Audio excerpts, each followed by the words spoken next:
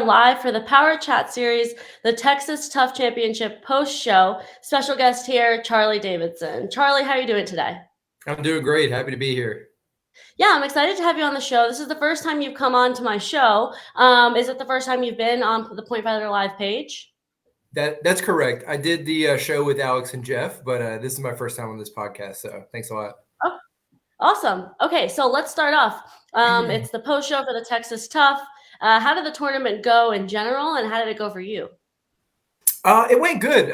Bear Loby, back in the day, used to be my forms coach, and it was his tournament, so I thought it was important to go out and support him. It was in like the west side of Houston. He had a really good complex, so good facilities. It looked like a good turnout for the underbelts, and yeah, it was an exciting tournament. It was fun. I enjoyed competing in it. I competed in 3 different events. So I competed in 18 plus heavyweight, and then I had the 18 plus grands, and then I fought 30 plus heavyweight and 30 plus grands, and then he has the extra undisputed part of the tournament. So enjoyed getting to compete in like multiple events and everything as well. That's one of the things that fighters sometimes don't get at larger tournaments where it's just their division. If it's single elimination, they don't do well in that one division, they're kind of out. The best thing about regional tournaments is you can get some of those niche or specialty events. So how did the competition look? It looked good. It was a little more scarce. Probably, we're later in the competition year, and then we are just kind of coming off a diamond. So I know a number of my teammates were taking some time to rest and recover. Or in Texas, we have the state championship next week in the local organization. So I think a few of the bigger name folks might have set out for that reason, but there was still a number of people there and definitely some good fights. So it worked out good. Do you plan on competing in the state championships that you mentioned? I do. Yeah, it'll be next week. It's in the TKO organization. That's one of the really cool things about Texas is like you don't even have to leave Texas to have like lots of really quality competitors to go against. Both guys that you see at the big nationals, and then there are some that just do the regionals who are still quality competitors. So yeah, I will compete in that, and there should be a number of really good people and a good turnout. And it was a great opportunity, I guess, for you going to this event to get some rounds in and whatever, if there was rust or things you wanted to fix. Do you feel like you learned anything, even though you had a very good showing? Do you think you learned anything? I appreciate it. Yeah, actually, I mean, I'm not a professional martial artist as far as I have a day job. And so, I work and train on my own, and then I train with TJ Lopez here in San Antonio. So every tournament is still an opportunity for me to work on some of the things that, that I've been working on offline.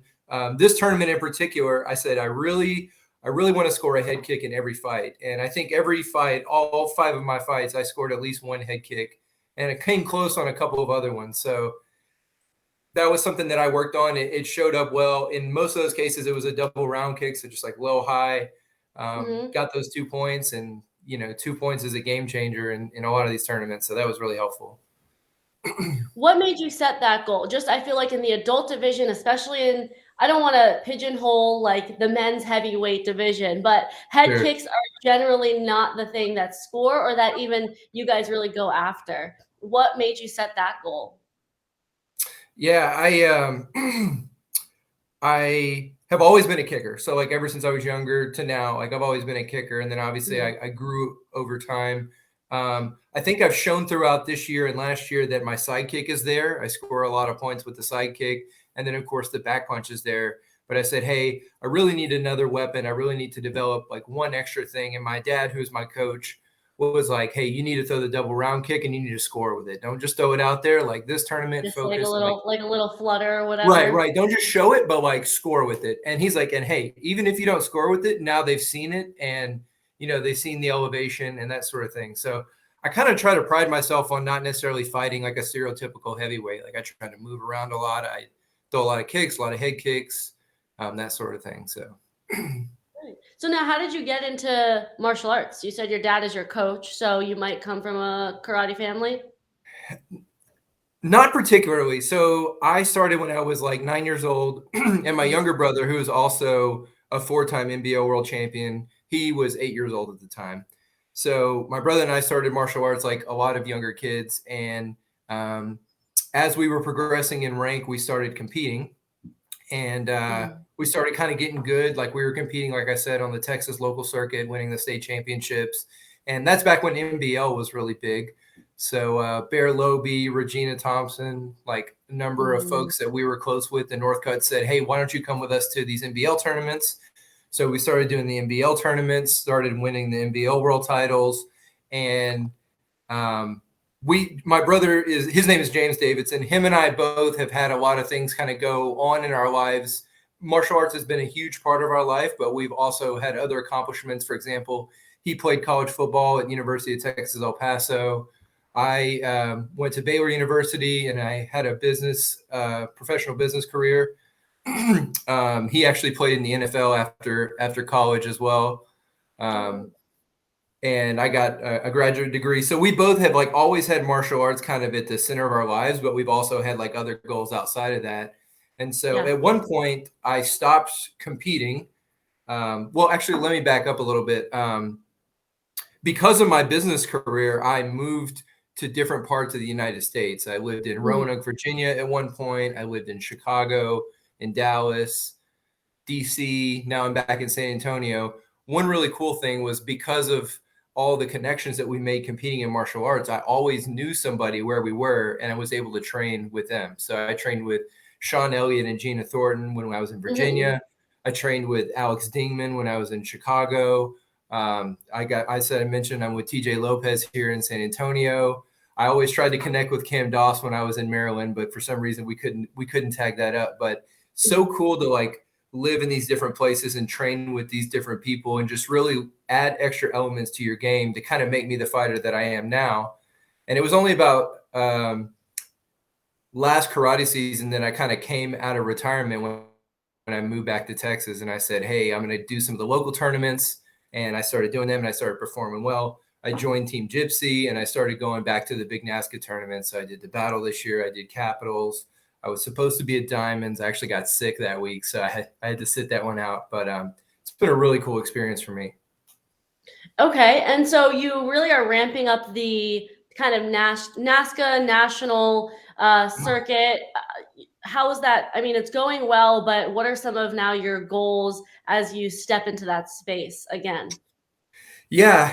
I in all of those big NASCAR tournaments, I fought in the open weight divisions, which have Mhm. been ginormous. I mean, there was like 53 competitors at battle. There's like Yeah. 45 people at. So those are really good, and I kind of use those to get some more fights, build my skill set, see some speed in the first day. But my real goals are in the 30 plus division. So I fight in the 30 plus heavyweight. Yosker's in there. There's a lot of really good competitors in there. See a lot of I seasoned mean, fighters and the 30 plus division, I mean, you runs with half of the time the 18-year-olds who are, might have a little better stamina, but I mean, Yosker is a great fighter. The people in the 30 plus division, um, are so talented. El Java's in that division. I mean, he's been winning Uh, since before I was born, I think. does Troy still compete? Troy Whaley from Proper? I think so. He wouldn't be a heavyweight though, I'm not thinking. Oh, no, he's smaller. You're right. Yeah, so we're definitely the 200 plus bangers out there. But so I'd say my goal. I fought my first big NASCA at the battle. Like since I came back, I fought Yosker, and Mhm. I had a really good fight with him. Gil, the Gypsy coach and sponsor, was there. I had a bunch of my Gypsy friends cheer me on. But I was leading against Yosker with 30 seconds left and he Mhm. ended up coming back and he won by 2. I want to say like I kind of ran into a kick at the end, but ever Mm. since like that fight, I was like, man, I want to beat Yosker. Like I think I got the skills. I just got to kind of put it all together. So, sometimes you circle events on your calendar, sometimes you circle people and you train for things. But yeah, I'd really like to take home one of these 30 plus division heavyweight titles at one of these big NASCAR tournaments. That's my next goal. And not to be a downer, but to see like a win kind of slip through your fingers is just like more motivation to know that you were there and you were maybe like 30 seconds away. So how did that Yeah, feel? How did that feel in the moment and then taking it to that motivation you're talking about now? that's a really good question, and I'll say, in my life, I'm not used to losing a lot. And so, Mhm. I got done with the fight and, I was disappointed. I was like, man, you're already playing the fight over in your head and you're like, I wish I did this. And I was kind of down. And both Gil and my father, like I said, who's my coach, I mean, they were like, man, you did great. Like, Yosker's the guy. And like, you were hanging with him. Like, you showed you had the skills. And it was a real confidence builder for me, I'd say, all the way around. I was talking to my friend Ryan George after the fight. He was like, "Dude, we're all talking about that fight. Like, man, you were coming at him."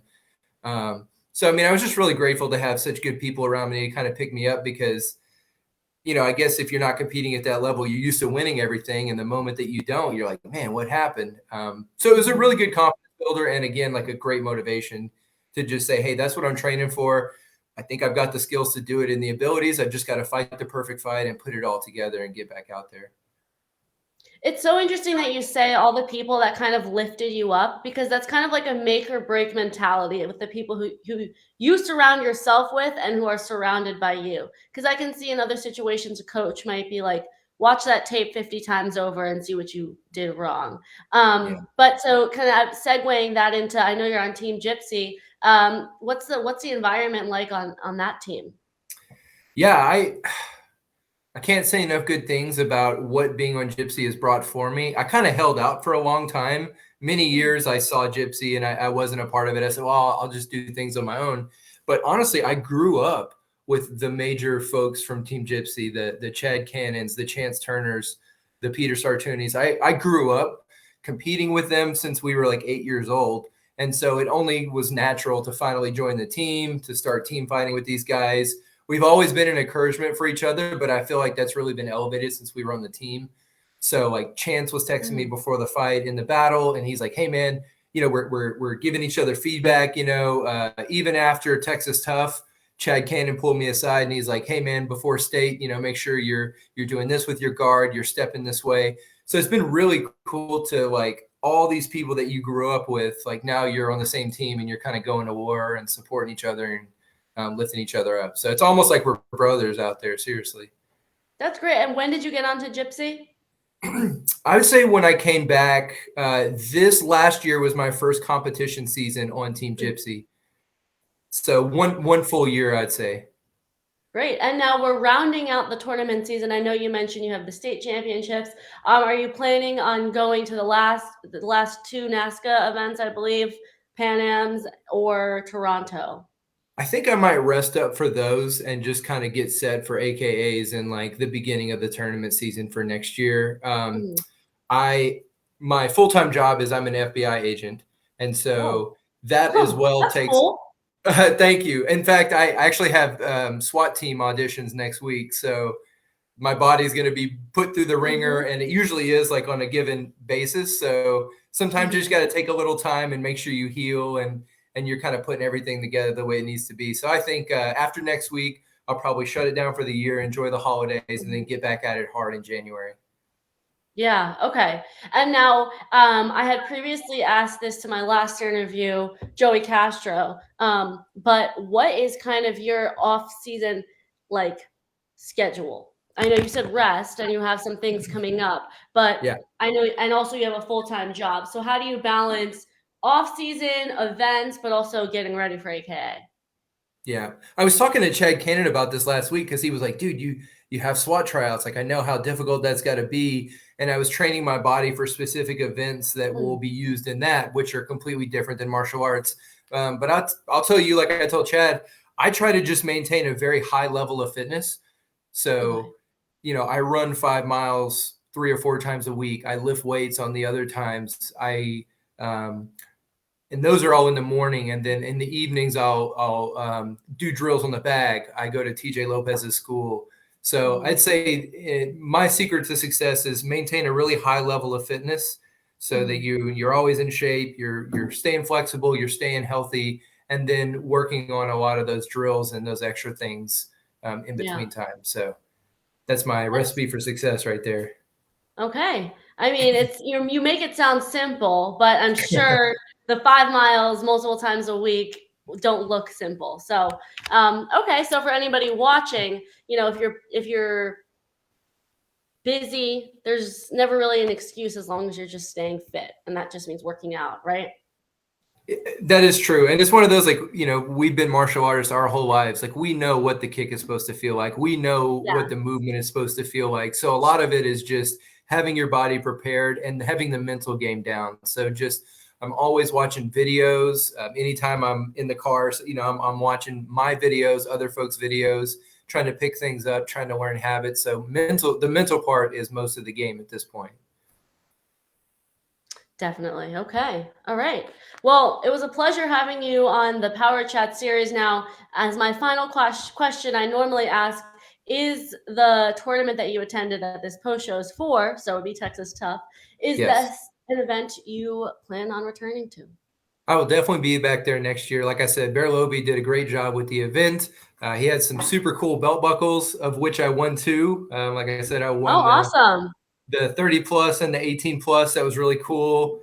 And then I won the power ring. So he had some really cool prizes and some great competition. It was a really fun environment. So highly recommend it. Definitely be back next year. Bear, thanks for putting on a great event. Okay. Well, thank you for coming on to the Power Chat series, and thank everyone else for watching. I'll have another show tomorrow. Looking forward to it. Thanks for having me on.